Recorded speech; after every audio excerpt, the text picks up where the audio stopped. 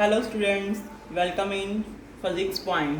तो हम कर रहे थे चैप्टर डायमेंशनल एनालिसिस। ओके, तो कल हमने पढ़ा डायमेंशनल फार्मूला क्या होता है, मैंने बताया था डायमेंशनल इक्वेशन क्या होती है, डायमेंशंस क्या होती है, और हमने कुछ फिजिकल क्वांटिटी के डायमेंशनल फार्मूले भी किए थे। अब मैं आपको साथ साथ में ये भी बताऊंगी आज कि जो डायमेंशन की हेल्प से हम लोग कैसे यूनिट भी फाइंड आउट कर सकते हैं। ठीक है, जैसे हमने कल किया था, एरिया किया था। ठीक है, उसकी जो डायमेंशनल फार्मूला होगा वो क्या था, m0 l² t0 था।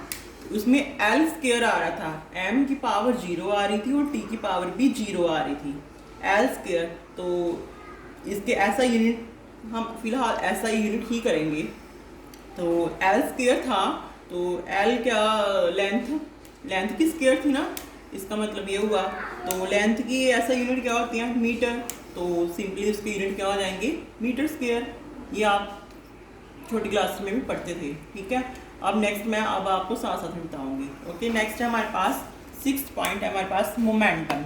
मोमेंटम का फार्मूला क्या होता है, mass into velocity. Mass into velocity क्या होती है हमारे पास, डिस्टेंस अपॉन टाइम। अगर तो आप लोगों को ये वेलोसिटी का फार्मूला, जो वेलोसिटी की डायमेंशन फार्मूला लर्न हो गया हो, तो आप डायरेक्ट इसमें पुट कर सकते हो। अदरवाइज फिर से आप वेलोसिटी को डिस्टेंस अपॉन टाइम ऐसा फार्मूला लिख दो, फिर मास m, डिस्टेंस का l होती है, टाइम की t। तो यहाँ से क्या आ जाएगा, फिर m⁻1, l कितना है 1, t ऊपर जाके क्या हो जाएगा हमारे पास -1। तो इसका डायमेंशनल फार्मूला क्या होगा मोमेंटम का, m1 l1 t-1। ये आपको फार्मूले धीरे धीरे लर्न हो जाएंगे। जैसे जैसे आप आगे आगे बढ़ते जाओगे ना, तो आपको ये फार्मूले लर्न होते जाएंगे। और अब मैं आपको ये भी बताती हूँ इसकी यूनिट क्या होंगी। हमारे पास मास की यूनिट क्या होते हैं वैसे, किलोग्राम, केजी लिख दो। लेंथ की यूनिट क्या होते हैं, मीटर, तो मीटर लिख दो। टाइम के क्या होते हैं, सेकंड, तो सेकंड इनवर्स लिख दो। ये सिंपली इसके यूनिट है। कितना आसान थे ना इससे ड्राइव करना यूनिट। ओके, नेक्स्ट है हमारे पास फोर्स। फोर्स किसकी इक्वल होती है, मास इंटू एक्सेलरेशन के।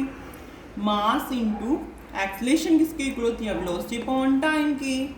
ओके, और मास, ये मास ऐसे लिख दिया मैंने। वेलोसिटी किसकी इक्वल होती है, डिस्टेंस अपॉन टाइम, एक टाइम ऑलरेडी नीचे था।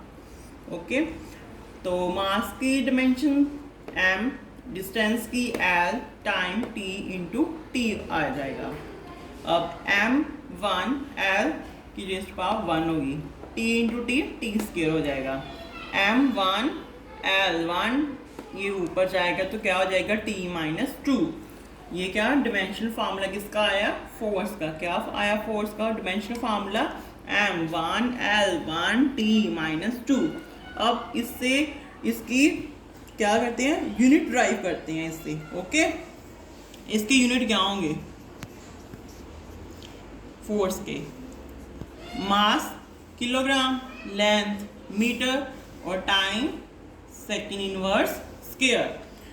सिंपली हम इसको क्या लिखते हैं, इसके यूनिट क्या लिखते हैं, इसके न्यूटन।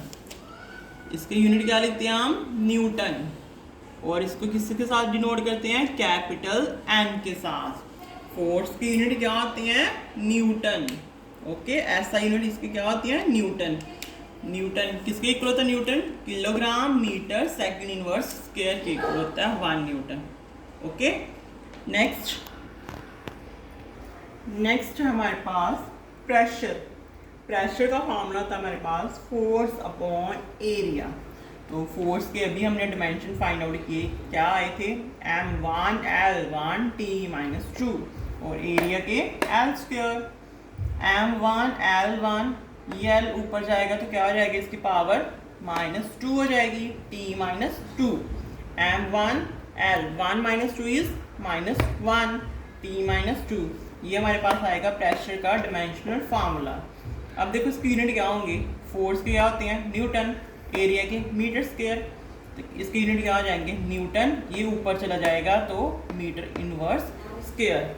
और इसको पास्कल भी बोलते हैं इसके यूनिट। क्या बोलते हैं इसके? पास्कल। नेक्स्ट है हमारे पास वर्क।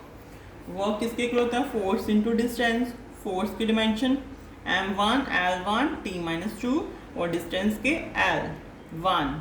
तो मल्टीप्लाई कर दो इसको, m1 l base same, powers को ऐड कर दो ऊपर, क्या हो जाएगी?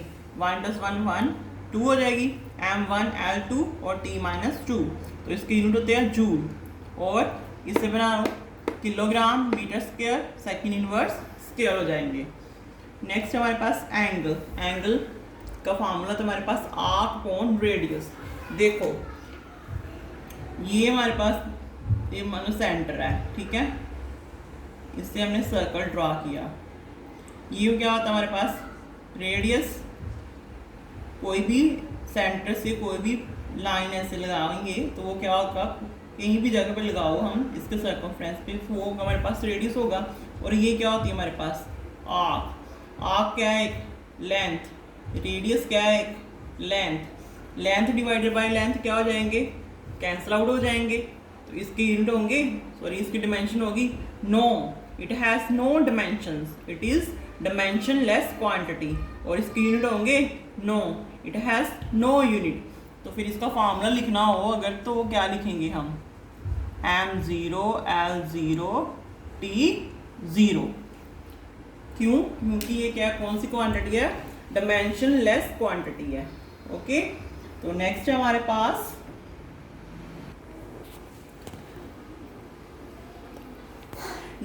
पास एनर्जी। एनर्जी किसके इक्वल होती है? वर्क के इक्वल। क्यों? हम बोलते हैं ना capacity for doing work is called energy. Capacity for doing work is called energy.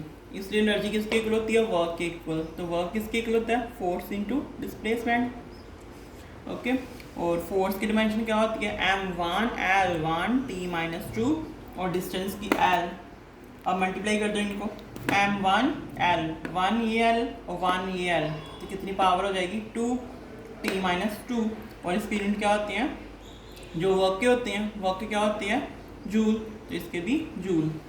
Okay, और नेक्स्ट है हमारे पास 12th पॉइंट है पावर। पावर क्या होती है? Rate for doing work, work upon time. तो वर्क के अभी हमने फाइंड आउट किए हैं, क्या थे? m1 l2 t-2 divided by time t कर दो, तो क्या आ जाएगा हमारे पास? m1 l2 t-2 और t1 ये है, ऊपर जाएगा ये भी -1 बन जाएगा ना। तो -2 और -1 कितने होते हैं? -3। तो क्या हो जाएगा फिर? m1 l2 t-3 हो जाएंगे। ओके, और इसकी यूनिट क्या होती हैं? वाट। नेक्स्ट हमारे पास 13 पॉइंट है इम्पल्स। इम्पल्स का क्या फार्मूला होता है? Force into time. इम्पल्स भी एक फोर्स ही होती है जो शॉर्ट टाइम के लिए लगती है। ओके, जो शॉर्ट टाइम के लिए फोर्स लगती है उसको बोलते हैं हम इम्पल्स। इसका फार्मूला होता है इम्पल्स का फोर्स इनटू टाइम। तो फोर्स की डिमेंशन m1 l1 t-2 और टाइम की t।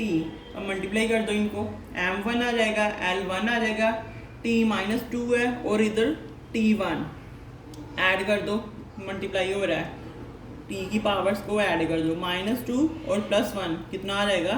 -1। तो क्या आ जाएगी इसकी डिमेंशन? m1 l1 t-1। और इसकी यूनिट क्या होंगे? फोर्स की यूनिट न्यूटन, टाइम के सेकंड, न्यूटन इंटू सेकंड हो जाएंगे। ओके, तो नेक्स्ट हमारे पास स्ट्रेस। स्ट्रेस का फार्मूला क्या था? Force divided by area. Force की dimensions m1 l1 t-2, area की l²। तो देखो अब क्या होगा?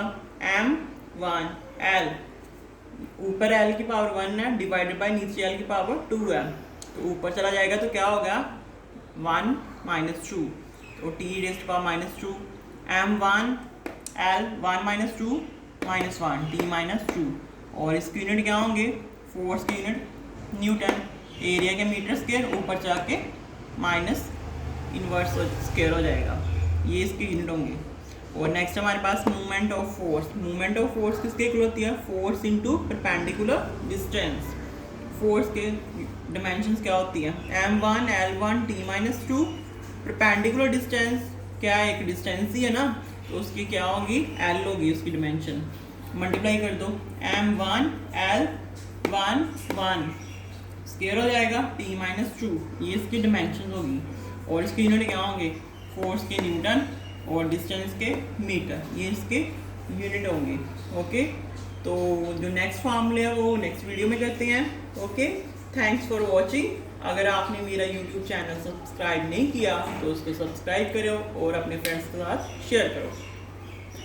Thank you.